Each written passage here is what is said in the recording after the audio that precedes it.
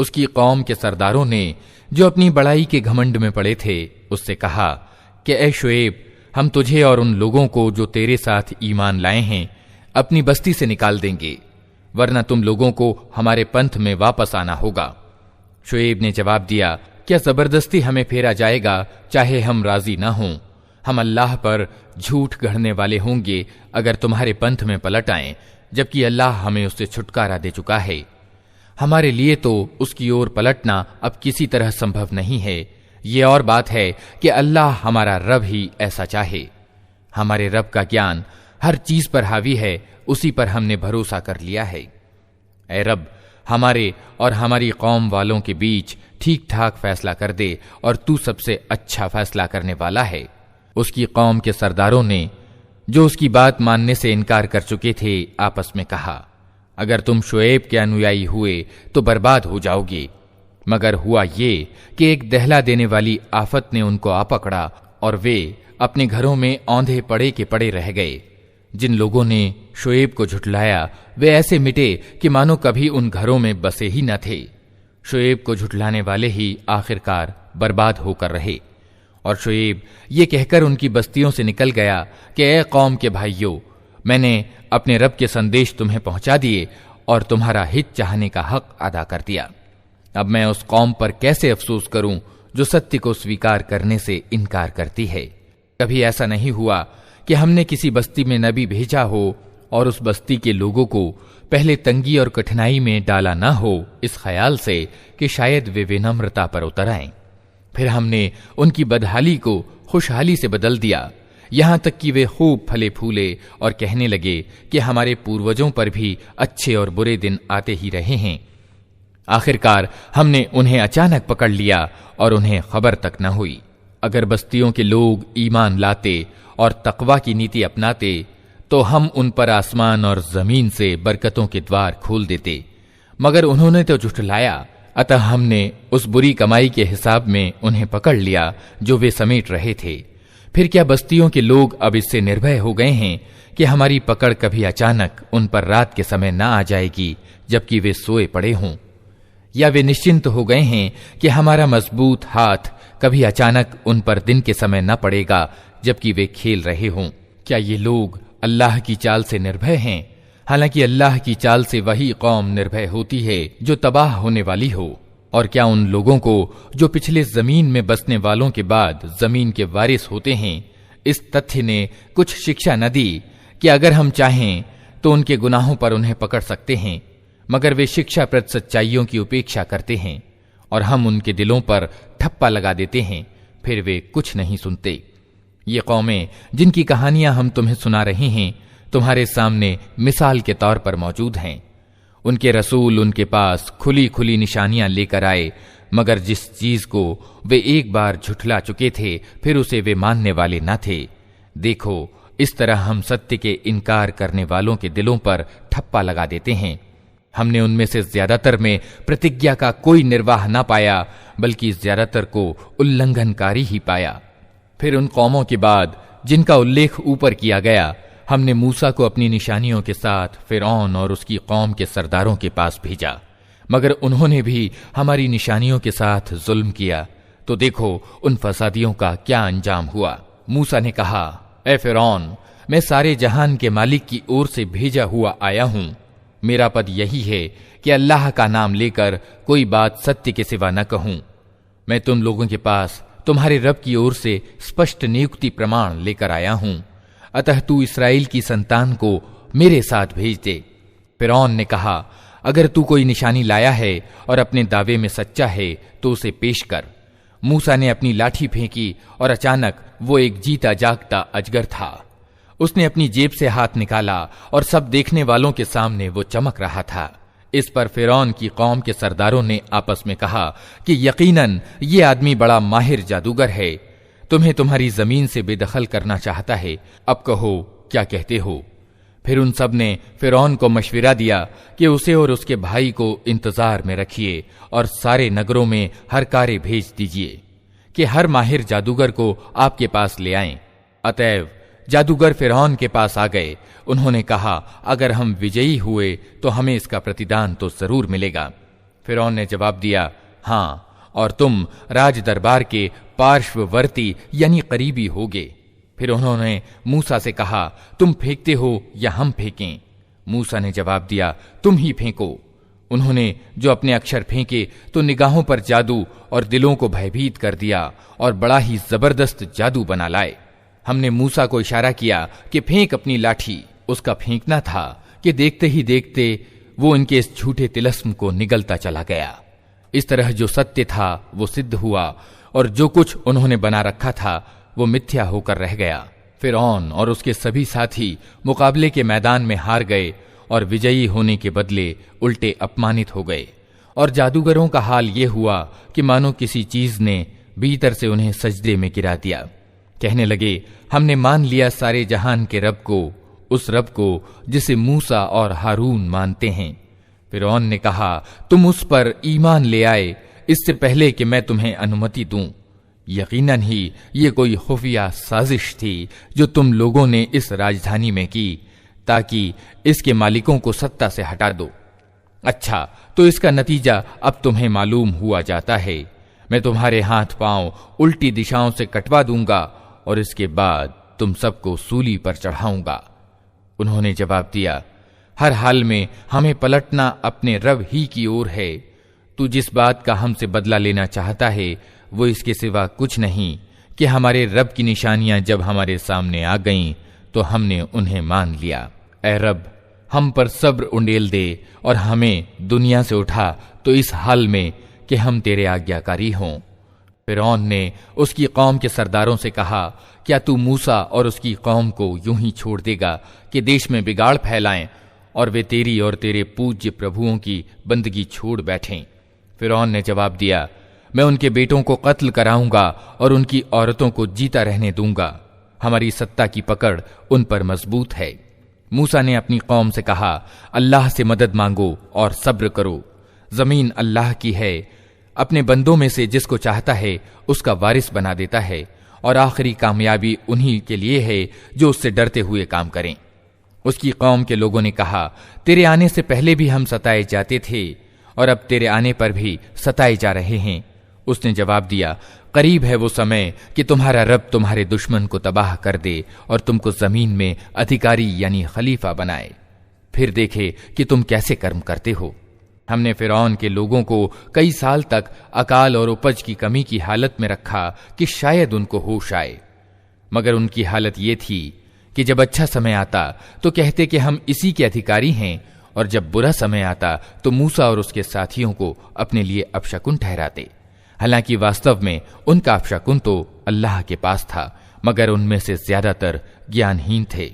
उन्होंने मूसा से कहा कि तू हम पर जादू चलाने के लिए चाहे कोई निशानी ले आए, हम तो तेरी बात मानने वाले नहीं हैं। आखिरकार हमने उन पर तूफान भेजा, टिड्डी दल छोड़े, सुरसुरियां फैलाईं, मेंढक निकाले और खून की बारिश की। ये सब निशानियां अलग अलग करके दिखाईं, मगर वे सरकशी ही दिखाए चले गए और वे बड़े ही अपराधी लोग थे। जब कभी उन पर विपत्ति आती तो कहते, ए मूसा, तुझे अपने रब की ओर से जो पद प्राप्त है उसके आधार पर हमारे लिए दुआ कर। अगर इस बार तू हम पर से ये विपत्ति टलवा दे तो हम तेरी बात मान लेंगे और इस्राएल की संतान को तेरे साथ भेज देंगे।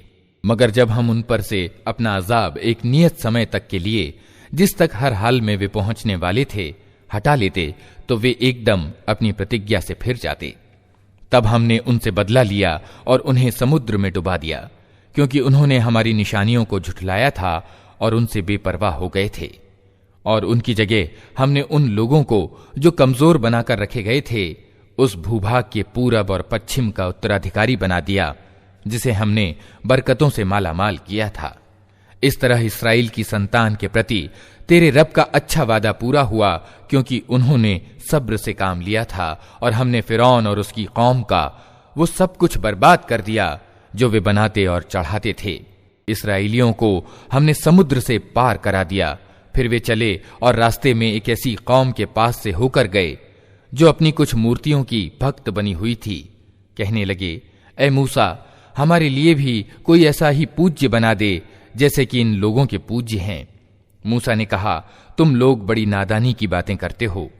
ये लोग जिस तरीके का पालन कर रहे हैं वो तो बर्बाद होने वाला है, और जो कर्म वे कर रहे हैं वो सर्वथा व्यर्थ है। फिर मूसा ने कहा, क्या मैं अल्लाह के सिवा कोई पूज्य तुम्हारे लिए तलाश करूं? हालांकि वो अल्लाह ही है जिसने तुम्हें दुनिया भर की कौमों के मुकाबले में श्रेष्ठता प्रदान की है।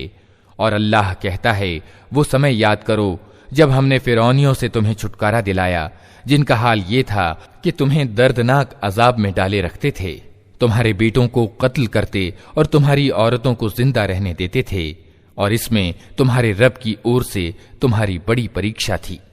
हमने मूसा को 30 रात दिन के लिए सीना पहाड़ पर बुलाया और बाद में 10 दिन और बढ़ा दिए। इस तरह उसके रब की निर्धारित अवधि पूरे 40 दिन हो गई। मूसा ने चलते हुए अपने भाई हारून से कहा, मेरे पीछे तुम मेरी कौम में मेरी जगह रहना और ठीक काम करते रहना, और बिगाड़ पैदा करने वालों के तरीके पर न चलना। जब वो हमारे निश्चित किए हुए समय पर पहुंचा और उसके रब ने उससे बातचीत की तो उसने प्रार्थना की कि ए रब, मुझे देखने की शक्ति दे कि मैं तुझे देखूं। कहा, तू मुझे नहीं देख सकता, हां तनिक सामने के पहाड़ की ओर देख, अगर वो अपनी जगह स्थिर रह जाए तो अलबत्ता तू मुझे देख सकेगा। तो उसका रब जब पहाड़ पर आलोकित हुआ तो उसे चकनाचूर कर दिया और मूसा मूर्छित होकर गिर पड़ा। जब होश में आया तो बोला, पाक है तेरी जात, मैं तेरे सामने तौबा करता हूं और सबसे पहले ईमान लाने वाला मैं हूं। कहा, ए मूसा, मैंने सब लोगों के मुकाबले में तुझे प्राथमिकता देकर तुझे चुना कि मेरी पैगंबरी करे और मुझसे बातचीत करे, अतः जो कुछ मैं तुझे दूं उसे ले और कृतज्ञता दिखा। इसके बाद हमने मूसा को जीवन के प्रत्येक क्षेत्र के बारे में नसीहत और हर पहलू से संबंधित आदेश स्पष्ट आदेश पट्टिकाओं पर लिख कर दे दिया और उससे कहा, इन आदेशों को मजबूत हाथों से संभाल और अपनी कौम को हुक्म दे कि उनके उत्तम आशय का अनुपालन करें।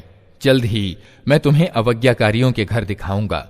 मैं अपनी निशानियों से उन लोगों की निगाहें फेर दूंगा जो नाहक जमीन में बड़े बनते हैं। वे चाहे कोई निशानी देख लें, कभी उस पर ईमान नहीं लाएंगे। अगर सीधा मार्ग उनके सामने आए तो उसे अपनाएंगे नहीं, और अगर टेढ़ा मार्ग दिखाई दे तो उस पर चल पड़ेंगे, इसलिए कि उन्होंने हमारी निशानियों को झुठलाया और उनसे बेपरवाही करते रहे। हमारी निशानियों को जिस किसी ने झुठलाया और आखिरत की पेशी का इनकार किया, उसका सारा किया धरा अकारथ गया। क्या लोग इसके सिवा कुछ और बदला पा सकते हैं कि जैसा करें वैसा भरें?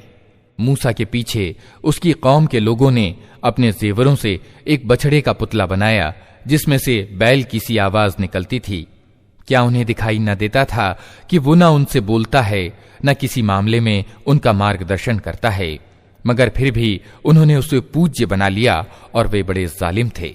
फिर जब उनके धोखा खाने का भ्रम टूट गया और उन्होंने देख लिया कि वास्तव में वे पथभ्रष्ट हो गए हैं, तो कहने लगे कि अगर हमारे रब ने हम पर दया न की और हमें माफ न किया तो हम तबाह हो जाएंगे। उधर से मूसा क्रोध और दुख से भरा हुआ अपनी कौम की ओर पलटा। आते ही उसने कहा, बहुत बुरा उत्तराधिकार निभाया तुम लोगों ने मेरे पीछे। क्या तुम इतना भी सब्र से काम न ले सके कि अपने रब के आदेश का इंतजार कर लेते? और तख्तियां फेंक दी और अपने भाई हारून के सिर के बाल पकड़कर उसे खींचा। हारून ने कहा, ए मेरी मां के बेटे, इन लोगों ने मुझे दबा लिया और करीब था कि मुझे मार डालते, अतः तू दुश्मनों को मुझ पर हंसने का मौका न दे और इस जालिम गिरोह के साथ मुझे सम्मिलित न कर। तब मूसा ने कहा, ए रब, मुझे और मेरे भाई को माफ कर और हमें अपनी दयालुता में दाखिल कर, तू सबसे बढ़कर दयावान है। जवाब में कहा गया कि जिन लोगों ने बछड़े को पूज्य बनाया वे जरूर अपने रब के गजब में गिरफ्तार होकर रहेंगे और दुनिया की जिंदगी में अपमानित होंगे। झूठ गढ़ने वालों को हम ऐसी ही सजा देते हैं, और जो लोग बुरे कर्म करें फिर तौबा कर लें और ईमान ले आएं तो यकीनन इस तौबा और ईमान के बाद तेरा रब माफ करने वाला और दयावान है। फिर जब मूसा का गुस्सा ठंडा हुआ तो उसने उन तख्तियों को उठा लिया जिनके लेख में मार्गदर्शन और दयालुता थी उन लोगों के लिए जो अपने रब से डरते हैं, और उसने अपनी कौम के 70 आदमियों को चुना ताकि वे उसके साथ हमारे नियत किए हुए समय पर हाजिर हों। जब उन लोगों को एक प्रचंड भूकंप ने आ पकड़ा तो मूसा ने निवेदन किया, ए मेरे सरकार, आप चाहते तो पहले ही इनको और मुझे तबाह कर सकते थे। क्या आप उस अपराध में जो हम में से कुछ नादानों ने किया था, हम सबको तबाह कर देंगे? ये तो आपकी डाली हुई एक परीक्षा थी, जिसके द्वारा आप जिसे चाहते हैं गुमराही में डाल देते हैं और जिसे चाहते हैं राह पर लगा देते हैं। हमारे सरपरस्त तो आप ही हैं, अतः हमें माफ कर दीजिए और हम पर दया कीजिए। आप सबसे बढ़कर माफ करने वाले हैं।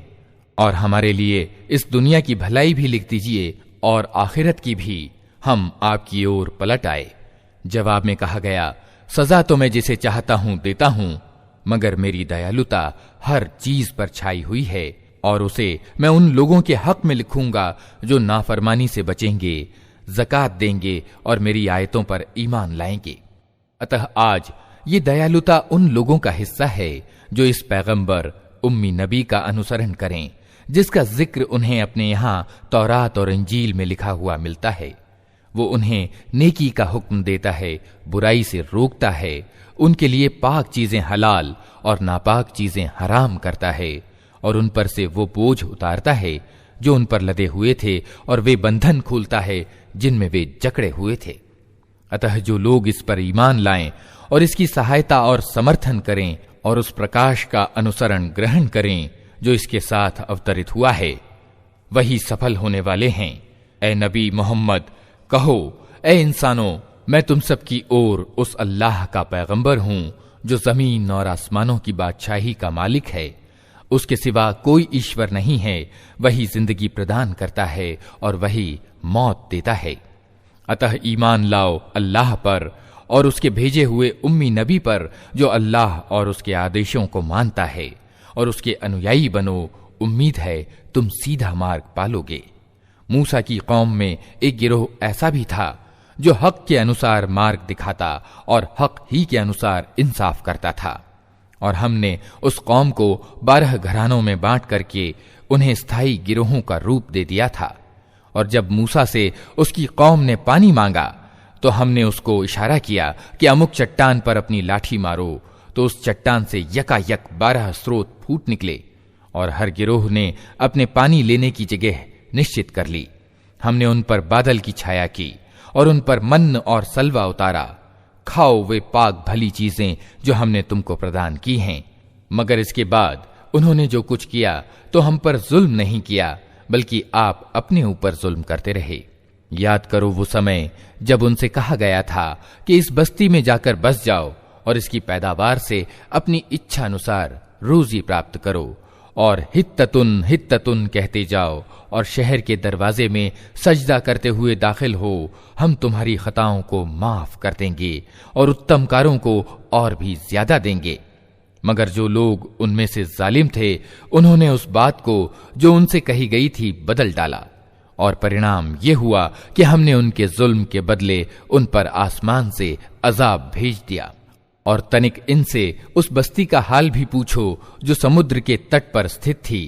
उन्हें याद दिलाओ वो घटना कि वहां के लोग सब्त यानी सप्ताह के दिन ईश्वरीय आदेशों की अवहेलना करते थे, और ये कि मछलियां सब्त ही के दिन उभर उभर कर सतह पर उनके सामने आती थीं और सब्त के सिवा बाकी दिनों में नहीं आती थीं।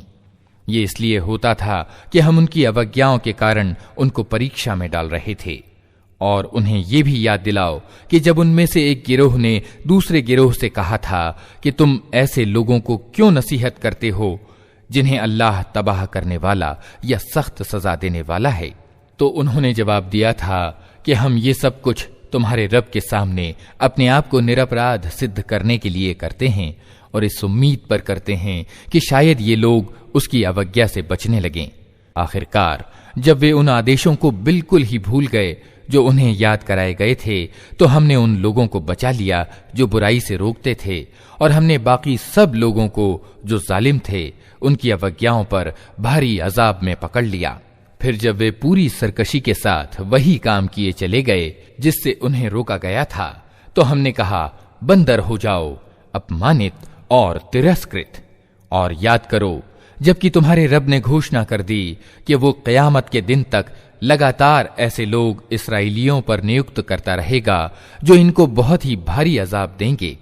यकीनन तुम्हारा रब सजा देने में जल्दी करता है और यकीनन ही वो माफी और दया से भी काम लेने वाला है। हमने इनको जमीन में टुकड़े टुकड़े करके बहुत सी कौमों में बांट दिया। कुछ लोग इनमें नेक थे और कुछ इसके विपरीत, और हम इनको अच्छी और बुरी परिस्थितियों से परीक्षा में डालते रहे कि शायद ये पलट आएं। फिर अगली नस्लों के बाद ऐसे अयोग्य लोगों ने इनका स्थान लिया जो ईश्वरीय ग्रंथ के उत्तराधिकारी होकर इसी अधम संसार के लाभ समेटते हैं और कह देते हैं कि उम्मीद है हमें माफ कर दिया जाएगा। और अगर वही दुनिया की तुच्छ चीजें सामने आती हैं तो फिर लपक कर उसे ले लेते हैं। क्या इनसे किताब की प्रतिज्ञा नहीं कराई जा चुकी है कि अल्लाह के नाम पर वही बात कहें जो सत्य हो, और ये खुद पढ़ चुके हैं जो किताब में लिखा है। आखिरत का निवास स्थान तो अल्लाह का डर रखने वालों के लिए ही बेहतर है। क्या तुम इतनी सी बात नहीं समझते? जो लोग किताब की पाबंदी करते हैं और जिन्होंने नमाज कायम कर रखी है, यकीनन ऐसे नेक चलन लोगों का किया धरा हम अकारथ नहीं करेंगे। इन्हें वो समय भी कुछ याद है जबकि हमने पहाड़ को हिलाकर इन पर इस तरह छा दिया था कि मानो वो छतरी है, और ये समझ रहे थे कि वो इन पर आ पड़ेगा। और उस समय हमने इनसे कहा था कि जो किताब हम तुम्हें दे रहे हैं उसे मजबूती के साथ थामो, और जो कुछ उसमें लिखा है उसे याद रखो। उम्मीद है कि तुम गलत चाल से बचे रहोगे। और ए नबी, लोगों को याद दिलाओ वो समय जबकि तुम्हारे रब ने आदम के बेटों की पीठों से उनकी नस्ल को निकाला था और उन्हें खुद उनके ऊपर गवाह बनाते हुए पूछा था, क्या मैं तुम्हारा रब नहीं हूं? उन्होंने कहा, जरूर आप ही हमारे रब हैं, हम इस पर गवाही देते हैं। ये हमने इसलिए किया कि कहीं तुम कयामत के दिन ये ना कह दो कि हम तो इस बात से बेखबर थे, या ये न कहने लगो कि शिर्क यानी बहुदेववाद का आरंभ तो हमारे बाप दादा ने हमसे पहले किया था और हम उसके पश्चात उनकी नस्ल से पैदा हुए। फिर क्या आप हमें उस अपराध में पकड़ते हैं जो गलत कार लोगों ने किया था? देखो, इस तरह हम निशानियां स्पष्ट रूप से पेश करते हैं और इसलिए करते हैं कि ये लोग पलट आएं। और ए नबी, इनके सामने उस व्यक्ति का हाल बयान करो जिसको हमने अपनी आयतों का ज्ञान प्रदान किया था, मगर वो उनकी पाबंदी से निकल भागा। आखिरकार शैतान उसके पीछे पड़ गया, यहां तक कि वो भटकने वालों में शामिल होकर रहा। अगर हम चाहते तो उसे उन आयतों के द्वारा उच्चता प्रदान करते, मगर वो तो जमीन ही की ओर झुक कर रह गया और अपनी वासना ही के पीछे पड़ा रहा। अतः उसकी हालत कुत्ते जैसी हो गई कि तुम उस पर आक्रमण करो तब भी जीभ लटकाए रहे, और उसे छोड़ दो तब भी जीभ लटकाए रहे। यही मिसाल है उन लोगों की जो हमारी आयतों को झुठलाते हैं। तुम ये किस्से इनको सुनाते रहो, शायद कि ये कुछ सोच विचार करें।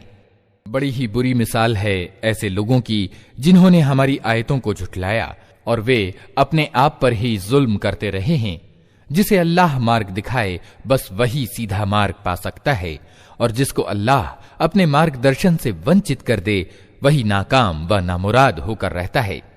और ये सत्य है कि बहुत से जिन्न और इंसान ऐसे हैं जिनको हमने जहन्नम ही के लिए पैदा किया है।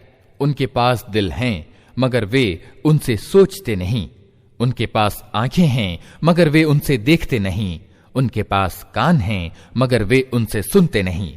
वे जानवरों के समान हैं बल्कि उनसे भी ज्यादा गए गुजरे। ये वे लोग हैं जो गफलत में खोए हुए हैं। अल्लाह अच्छे नामों का अधिकारी है, उसको अच्छे ही नामों से पुकारो और उन लोगों को छोड़ दो जो उसके नाम रखने में सच्चाई से हट जाते हैं। जो कुछ वे करते हैं उसका बदला वे पाकर रहेंगे। हमारे पैदा किए हुए लोगों में से एक गिरोह ऐसा भी है जो ठीक ठीक हक के अनुसार मार्ग दिखाता और हक के अनुसार इंसाफ करता है।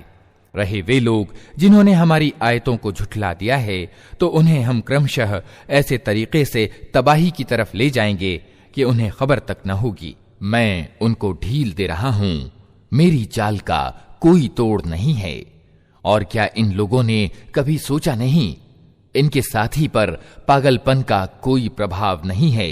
वो तो एक सावधान करने वाला है जो बुरा परिणाम सामने आने से पहले साफ साफ चेतावनी दे रहा है।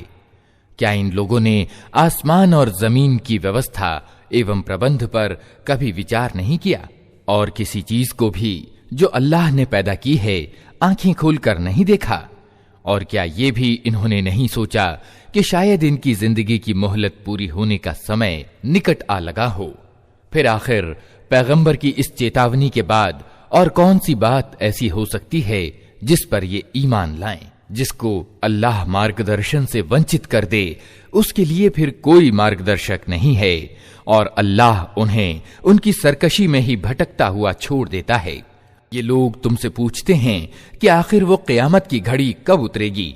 कहो, उसका ज्ञान मेरे रब ही के पास है, उसे अपने समय पर वही प्रकट करेगा। आसमानों और जमीन में वो बड़ा कठिन समय होगा, वो तुम पर अचानक आ जाएगा। ये लोग उसके संबंध में तुमसे इस तरह पूछते हैं मानो तुम उसकी खोज में लगे हुए हो। कहो, उसका ज्ञान तो सिर्फ अल्लाह को है, मगर ज्यादातर लोग इस हकीकत से बेखबर हैं। ए नबी, उनसे कहो कि मुझे अपने आप के लिए किसी लाभ और हानि का अधिकार प्राप्त नहीं। अल्लाह ही जो कुछ चाहता है वो होता है, और अगर मुझे परोक्ष का ज्ञान होता तो मैं बहुत से लाभ अपने लिए प्राप्त कर लेता और मुझे कभी कोई हानि न पहुंचती। मैं तो सिर्फ एक सचेत करता और खुशखबरी सुनाने वाला हूं उन लोगों के लिए जो मेरी बात माने। वो अल्लाह ही है जिसने तुम्हें एक जान से पैदा किया और उसी की जाति से उसका जोड़ा बनाया ताकि उसके पास सुकून हासिल करे। फिर जब मर्द ने औरत को ढांक लिया तो उसे एक हल्का सा गर्भ रह गया, जिसे लिए लिए वो चलती फिरती रही। फिर जब वो बोझल हो गई तो दोनों ने मिलकर अल्लाह अपने रब से दुआ की कि अगर तूने हमको अच्छा सा बच्चा दिया तो हम तेरे कृतज्ञ होंगे। मगर जब अल्लाह ने उनको एक भला चंगा बच्चा दे दिया तो वो उसकी देन में दूसरों को उसका साझीदार ठहराने लगे। अल्लाह बहुत उच्च है उन शिर्क यानी बहुदेववाद की बातों से जो ये लोग करते हैं। कैसे नादान हैं ये लोग कि उनको अल्लाह का साझी ठहराते हैं जो किसी चीज को पैदा नहीं करते बल्कि खुद पैदा किए जाते हैं, जो न इनकी मदद कर सकते हैं और न खुद अपनी ही मदद की सामर्थ्य उन्हें प्राप्त है। अगर तुम उन्हें सीधी राह पर आने का निमंत्रण दो तो वे तुम्हारे पीछे न आए। तुम चाहे उन्हें पुकारो या चुप रहो, दोनों स्थितियों में तुम्हारे लिए समान ही रहे। तुम लोग अल्लाह को छोड़कर जिन्हें पुकारते हो वे तो सिर्फ बंदे हैं जैसे तुम बंदे हो। इनसे दुआएं मांग कर देखो, ये तुम्हारी दुआओं का जवाब दें अगर इनके बारे में तुम्हारे विचार सत्य हैं। क्या ये पांव रखते हैं कि उनसे चलें? क्या ये हाथ रखते हैं कि उनसे पकड़ें? क्या ये आंखें रखते हैं कि उनसे देखें? क्या ये कान रखते हैं कि उनसे सुनें? ए नबी, इनसे कहो कि बुला लो अपने ठहराए हुए साझीदारों को, फिर तुम सब मिलकर मेरे विरुद्ध उपाय करो और मुझे हरगिज मोहलत न दो। मेरा सहायक और समर्थक वो अल्लाह है जिसने ये किताब उतारी है और वो नेक आदमियों की हिमायत करता है। इसके विपरीत तुम जिन्हें अल्लाह को छोड़कर पुकारते हो वे न तुम्हारी मदद कर सकते हैं और न खुद अपनी ही मदद करने के योग्य हैं, बल्कि अगर तुम उन्हें सीधी राह पर आने के लिए कहो तो वे तुम्हारी बात सुन भी नहीं सकते। देखने में तुमको ऐसा दिख पड़ता है कि वे तुम्हारी ओर देख रहे हैं, मगर वास्तव में वे कुछ भी नहीं देखते। ए नबी, नरमी और माफ करने की नीति अपनाओ, भलाई के लिए कहते जाओ और जाहिलों से न उलझो।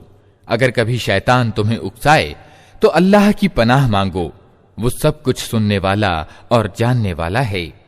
वास्तव में जो लोग डर रखने वाले हैं उनका हाल तो ये होता है कि कभी शैतान के प्रभाव से कोई बुरा ख्याल अगर उन्हें छू भी जाता है तो फौरन चौकन्ने हो जाते हैं और फिर उन्हें साफ दिखाई देने लगता है कि उनके लिए उचित कार्य प्रणाली क्या है। रहे उनके अर्थात शैतानों के भाई बंधु तो वे उन्हें उनकी गुमराही में खींचे लिए चले जाते हैं और उन्हें भटकाने में कोई कमी नहीं करते। ए नबी, जब तुम इन लोगों के सामने कोई निशानी अर्थात चमत्कार प्रस्तुत नहीं करते तो ये कहते हैं कि तुमने अपने लिए कोई निशानी क्यों नहीं चुन ली। इनसे कहो, मैं तो सिर्फ उस प्रकाशना यानी वही का अनुसरण करता हूं जो मेरे रब ने मेरी ओर भेजी है। ये प्रतिभा यानी बसीरत के प्रकाश हैं तुम्हारे रब की ओर से, और मार्गदर्शन और दयालुता है उन लोगों के लिए जो इसे स्वीकार करें। जब कुरान तुम्हारे सामने पढ़ा जाए तो उसे ध्यान से सुनो और चुप रहो, शायद कि तुम पर भी कृपा हो जाए।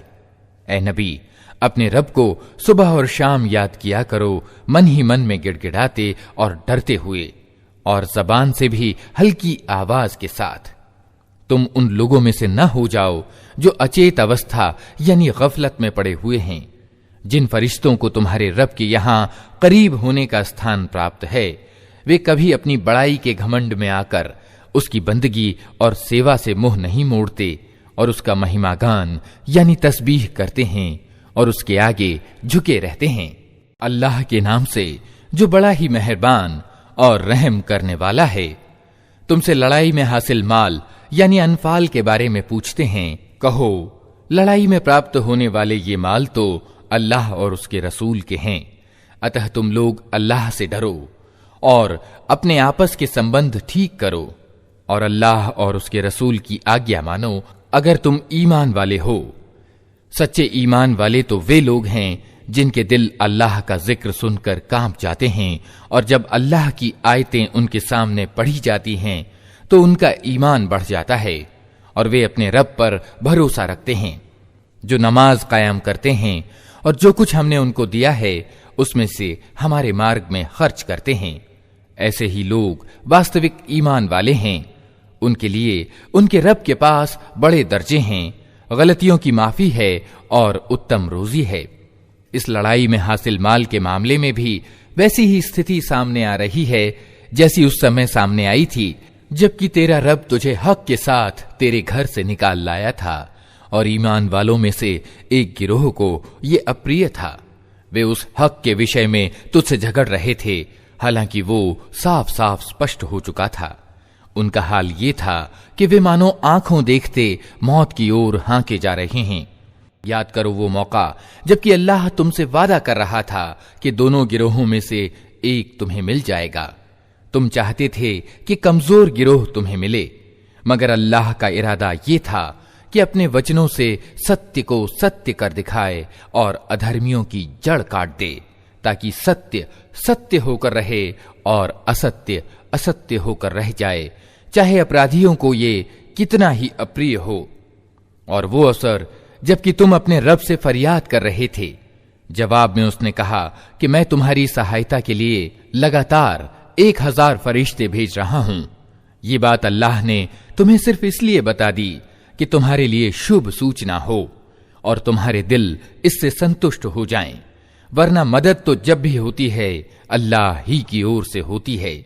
यकीनन अल्लाह अत्यंत प्रभुत्वशाली और तत्वदर्शी है। और वो समय जबकि अल्लाह अपनी ओर से ऊंघ के रूप में तुम्हें निश्चिंतता और निर्भयता के मनोभाव से ढक रहा था, और आसमान से तुम्हारे ऊपर पानी बरसा रहा था ताकि तुम्हें पाक करे और तुमसे शैतान की डाली हुई गंदगी दूर करे और तुम्हारी हिम्मत बंधाए और इसके द्वारा तुम्हारे कदम जमा दे। और वो समय जबकि तुम्हारा रब फरिश्तों को इशारा कर रहा था कि मैं तुम्हारे साथ हूं, तुम ईमान वालों को जमाए रखो, मैं अभी इन अधर्मियों के दिलों में रोब डाले देता हूं, अतः तुम उनकी गर्दनों पर आघात और जोड़ जोड़ पर चोट लगाओ। ये इसलिए कि उन लोगों ने अल्लाह और उसके रसूल का मुकाबला किया, और जो अल्लाह और उसके रसूल का मुकाबला करे अल्लाह उसके लिए अत्यंत कड़ी पकड़ करने वाला है। यह है तुम लोगों की सजा, अब इसका मजा चखो। और तुम्हें मालूम हो कि सत्य का इनकार करने वालों के लिए दोज़ख का अजाब है। ऐ लोगों जो ईमान लाए हो, जब तुम्हारा एक सेना के रूप में अधर्मियों से मुकाबला हो तो उनके मुकाबले में पीठ न फेरो। जिसने ऐसे अवसर पर पीठ फेरी, ये और बात है कि युद्ध चाल के रूप में ऐसा करे या किसी दूसरी सेना से जा मिलने के लिए, तो वो अल्लाह के गजब में घिर जाएगा। उसका ठिकाना जहन्नम होगा और वो पलटने की बहुत बुरी जगह है। अतः तथ्य ये है कि तुमने उनको कत्ल नहीं किया, बल्कि अल्लाह ने उनको कत्ल किया। और ए नबी, तूने नहीं फेंका बल्कि अल्लाह ने फेंका। और ईमान वालों के हाथ जो इस कार्य में इस्तेमाल किए गए तो ये इसलिए था कि अल्लाह ईमान वालों को एक उत्तम परीक्षा से सफलतापूर्वक गुजार दे। यकीनन अल्लाह सुनने और जानने वाला है। ये मामला तो तुम्हारे साथ है, और अधर्मियों के साथ मामला ये है कि अल्लाह उनकी चालों को कमजोर करने वाला है। उन अधर्मियों से कह दो, अगर तुम फैसला चाहते थे तो लो, फैसला तुम्हारे सामने आ गया, अब बाज आ जाओ, तुम्हारे ही लिए अच्छा है, वरना फिर पलटकर इसी मूर्खता को दोहराओगे तो हम भी यही सजा दोबारा देंगे, और तुम्हारा जत्था चाहे वो कितना ही ज्यादा हो तुम्हारे कुछ काम न आ सकेगा। अल्लाह ईमान वालों के साथ है। ऐ लोगो जो ईमान लाए हो, अल्लाह और उसके रसूल की आज्ञा का पालन करो और आदेश सुनने के बाद उससे मुंह न फेरो। उन लोगों की तरह न हो जाओ जिन्होंने कहा कि हमने सुना, हालांकि वे नहीं सुनते। यकीनन अल्लाह की दृष्टि में अत्यंत बुरे किस्म के जानवर वे बहरे गूंगे लोग हैं जो बुद्धि से काम नहीं लेते। अगर अल्लाह को मालूम होता कि उनमें कुछ भी भलाई है तो वो अवश्य उन्हें सुनने का सौभाग्य प्रदान करता, लेकिन भलाई के बिना अगर वो उनको सुनवाता तो वे कतराते हुए मुंह फेर जाते। ऐ लोगो जो ईमान लाए हो, अल्लाह और उसके रसूल की पुकार को आगे बढ़कर स्वीकार करो, जबकि रसूल तुम्हें उस चीज की ओर बुलाए जो तुम्हें जिंदगी प्रदान करने वाली है, और जान रखो कि अल्लाह आदमी और उसके दिल के बीच आड़ है और उसी की ओर तुम समेटे जाओगे। और बचो उस फितने से जिसकी शामत विशेष रूप से सिर्फ उन्हीं लोगों तक सीमित न रहेगी जिन्होंने तुम में से पाप किया हो, और जान रखो कि अल्लाह कड़ी सजा देने वाला है। याद करो वो समय जबकि तुम थोड़े थे, धरती में तुमको कमजोर समझा जाता था, तुम डरते रहते थे कि कहीं लोग तुम्हें मिटा न दें। फिर अल्लाह ने तुम्हें पनाह लेने का स्थान जुटाया, अपनी मदद से तुम्हारे हाथ मजबूत किए और तुम्हें अच्छी रोजी पहुंचाई, शायद कि तुम कृतज्ञ बनो।